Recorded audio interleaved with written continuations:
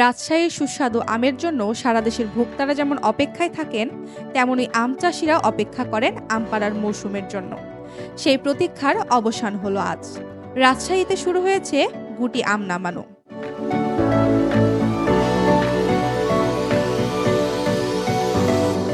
রাজশাহীর বিভিন্ন উপজেলার বাগানে বৃহস্পতিবার সকাল থেকে শুরু হয়েছে গাছপাকা গুটি জাতের আম নামানো। শহর ও আশপাশের এলাকা সবখানেই দেখা গেছে ব্যস্ত আম চাষিদের।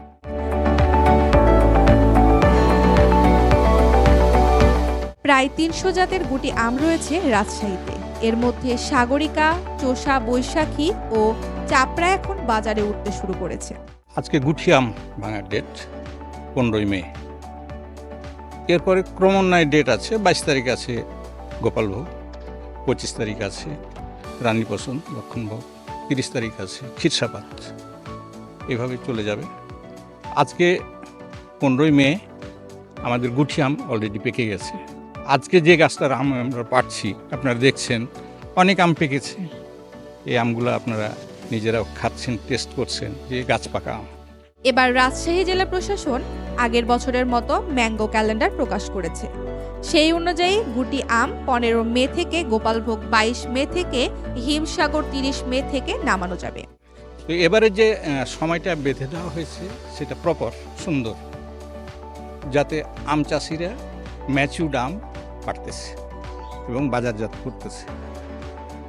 আমাদের আম আমরা যথাসময়ে পাড়ি, ম্যাচুরিটি হওয়ার পরেই পাড়ি। আজকে যে আমটা পাচ্ছি সেই আমটার নাম হলো গুটি আম।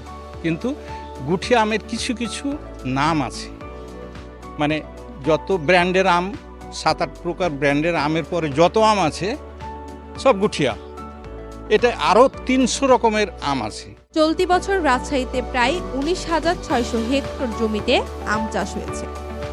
উৎপাদনের লক্ষ্যমাত্রা 2,60,000 মেট্রিক টন। জেলা কৃষি কর্মকর্তারা বলছেন, সময় মতো আম নামানো এবং বাজারজাতকরণে যাতে কোনো সমস্যা না হয় সেজন্য প্রশাসনিক তদারকি থাকবে সার্বক্ষণিক।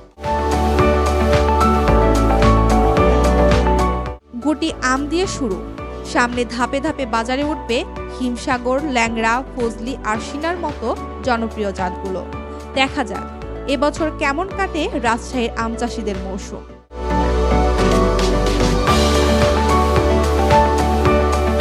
সুজনা ইসলাম, উত্তরভূমি, রাজশাহী।